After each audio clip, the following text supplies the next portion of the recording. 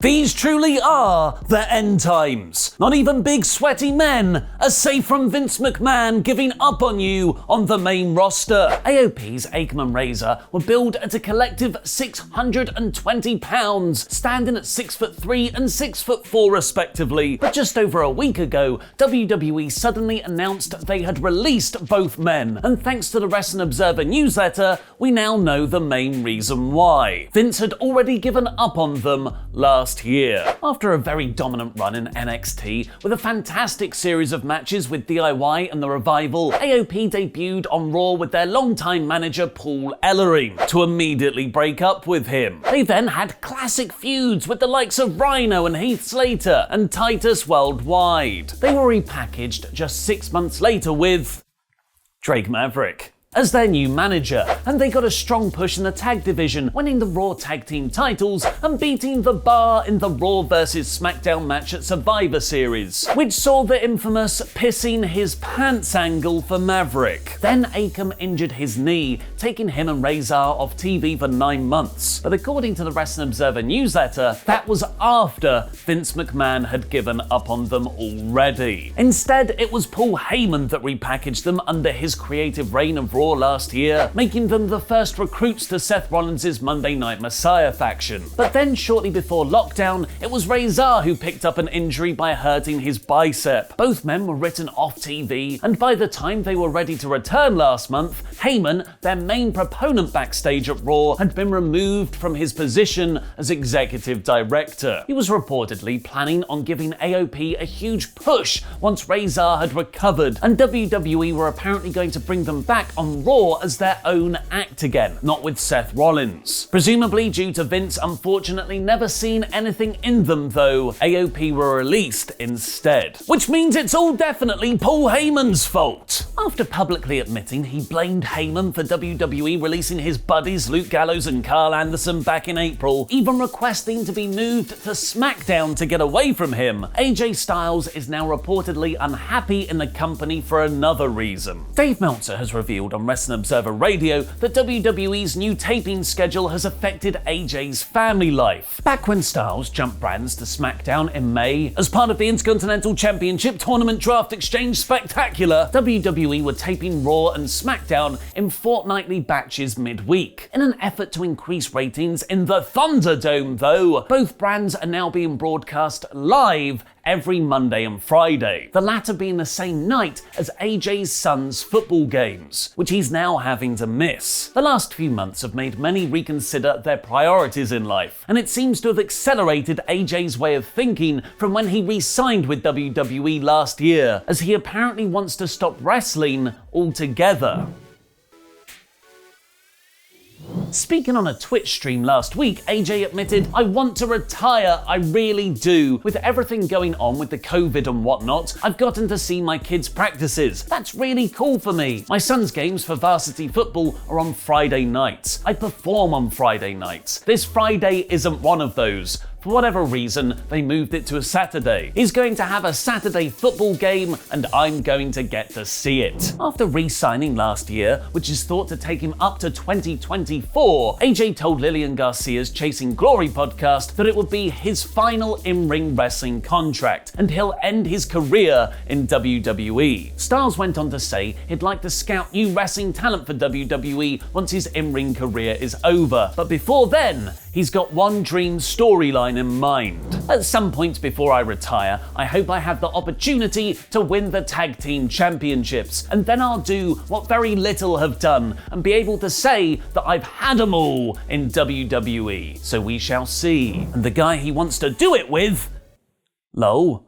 His Bullet Club leader predecessor, Finn Balor. It would be a too sweet moment for sure if we won the tag team titles together, right? That's what everybody wants. Let's just give everybody what they want. That'd be awesome. It all presumably means no AJ Styles to AEW confirmed. So we'll just have to make do with everyone else going there instead. Miro, the former Rusev in WWE, debuted for AEW on last Wednesday's episode of Dynamite. And like every other wrestler making the jump, he immediately took a shot at Mafia movie influences. On his Saturday Night Special podcast, Chris Jericho revealed he helped Miro write his Take the Brass Ring and Shove It Up Your Arse line, directed at WWE WWE, as Miro couldn't believe he would be allowed to say it. He's like, really? Can I say it? I'm like, yeah, you can say whatever you want here. No problems here, baby. Jericho went on to reveal more about Miro's best man gimmick, which seems to be a full-on character as opposed to just Kip Sabian's groomsman, saying, it's not just a one-shot deal, it's a gimmick. He's the best man. He's the best man at everything. It could almost be like a Mr. Perfect thing. Miro himself has teased as much on his YouTube channel, saying, I'm not just a best man, I am the best man. What do you want to see from Miro's AEW gimmick? Let me know in the comments down below, because I'll be replying to people from out of nowhere. Interestingly, on that same podcast, Jericho revealed he still talks to his friends in WWE like Kevin Owens. Kevin Owens to AEW confirmed.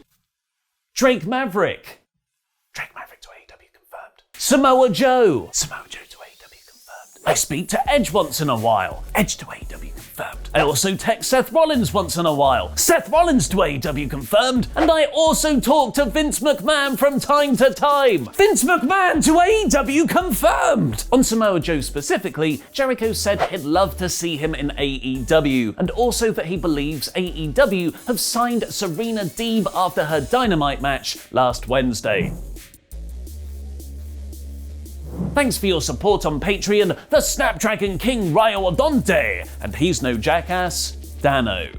Recent editions of the Firefly Funhouse have seen the debut of Bray Wyatt's newest puppet, Wobbly Walrus, and not at all subtle reference to former Raw creative director Paul Heyman. Heyman was often called a walrus by Jerry the King Lawler on commentary. According to Ringside News, so take this with a huge pinch of salt, the Wobbly Walrus parody was Bruce Pritchard's idea. Following his sharp rise up the WWE ranks since he rejoined the company last year, the site also claims Pritchard's power backstage is now at a level where writers are all afraid to criticize any ideas he puts forward, even if one writer believes that the Wobbly Walrus character is petty. Mandy Rose has been drafted to Monday Night Raw. By quarterly cross-brand invitational matchups? No, of course not. By the wild card rule? Nuh-uh, that's so last year. Perhaps an early draft trade for Brock Lesnar. Definitely an equal trade, but not that either. Mandy was officially moved to the Raw roster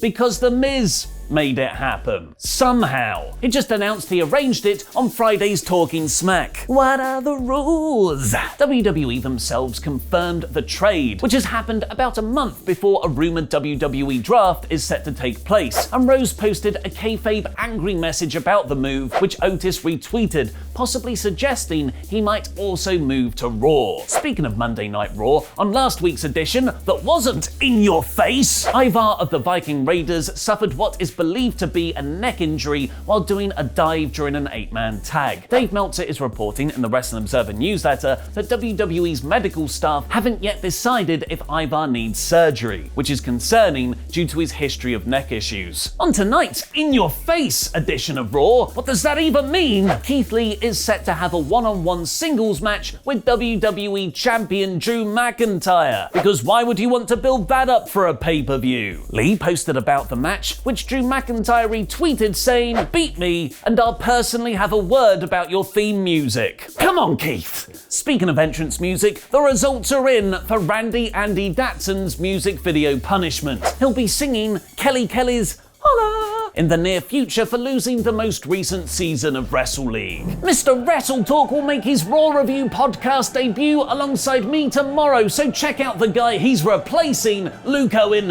who I fired by watching him talk about the Dune trailer with Laurie Blake by clicking the video on the right. Click it for Laurie, not for Luke. And what are the 10 best heel turns in wrestling history? Click the video below that for Adam Blompier's latest list video. I've been Mr. Davis. Jam that jam.